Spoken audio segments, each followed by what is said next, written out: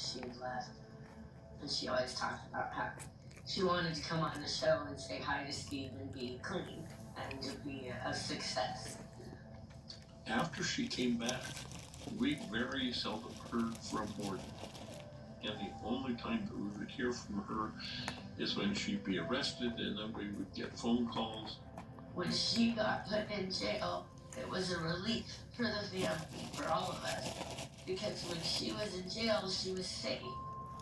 We actually got to talk to our real daughter when she was in jail. It was the real Morgan, and it was the best times.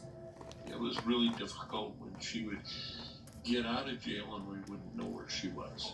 You know, as a parent, especially I think as the male figure in that role, that, you know, you want to protect your children, and when they're in that environment, that situation, there's no way that I could be there to protect her. When she got MRSA, she was hanging out with friends, and a girl that she knew had given her a dirty needle. All it took was one needle, one syringe is what did it. That's what took Morgan's life in this situation, was one dirty needle. When she got sick with MRSA, it attacked her heart, and we didn't think she was going to make it. That was scary for everybody. I just want to call and say I love you because it is a risky surgery. It's so, you know, if anything ever happened, I just want you to know I love you so much.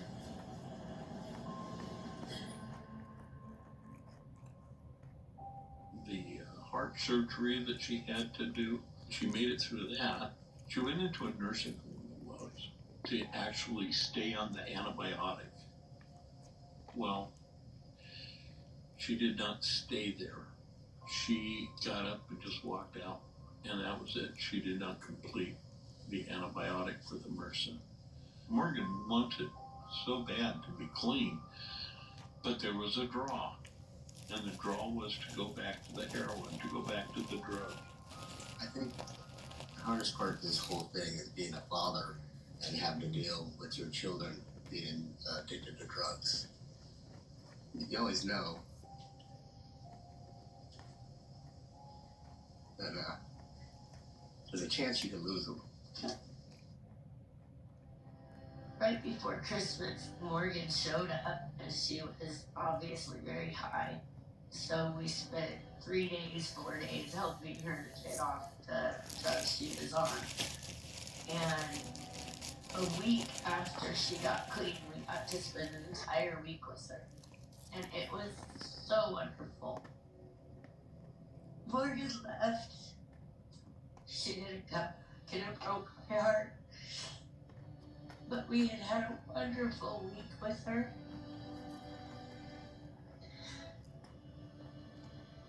I didn't get to see her again. She was in the hospital. And she was never conscious. The MRSA had gone back into her heart, it had gone to her brain. So it was pretty obvious that we were looking at an end. Lisa called us and said that she had gotten a phone call from the hospital, and they said that her organs were beginning to shut down. And so if we wanted to have a final goodbye, then we needed to come then. And we did that. We all 4 of us went down there. And we all got to say goodbye. But nobody should have to do that. She was only 26 years old. She was loved by so many people. She was my best friend. And I miss her voice. And I miss talking to her. She was always so helpful. The memory I have of Morgan that I'd like to keep alive the most is she always had a great attitude, no matter what was going on with her. And because of that attitude, she always helped.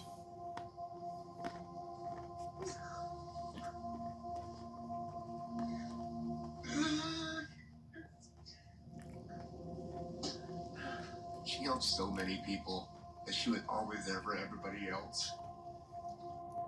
I I love my daughter so much, and I can't have her because of her disease. Her addiction disease took her life.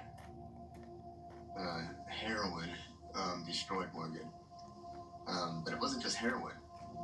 There were other drugs that were involved also. I know she mentioned meth, LSD, acid. The brutal reality of Morgan being an addict was that number one, she emotionally separated herself from the family. Drug addiction is a disease, and it affects everybody. It affects the addict, it affects the family members, it affects their friends. In the beginning, I didn't really think of it as being an addiction. I thought it was more of a choice.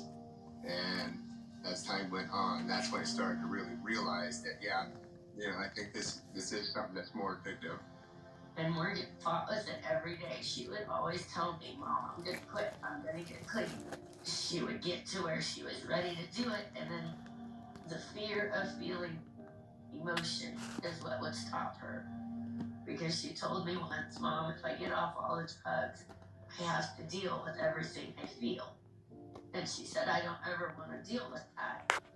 And that's the hardest part, is that every addict is going to have a reason that they can't stop. My advice to anyone who is a grandparent or a parent that has a child that is on drugs and they're away from you, don't lose contact. Stay in touch. Keep the door open. Let the love that you have for that child be evident in the things that you say and do for them. Now, it doesn't mean that you support a habit. It means that you support them. You have a child or a friend that's an addict, they're still that same person. They're in there.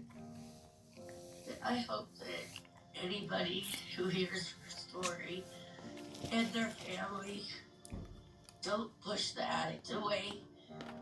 It's not the person, it's the addiction, the disease that you hate. And you don't want to push them out of your life because they need you. They need the love. They need to know that they at least have someone in their life that they can call.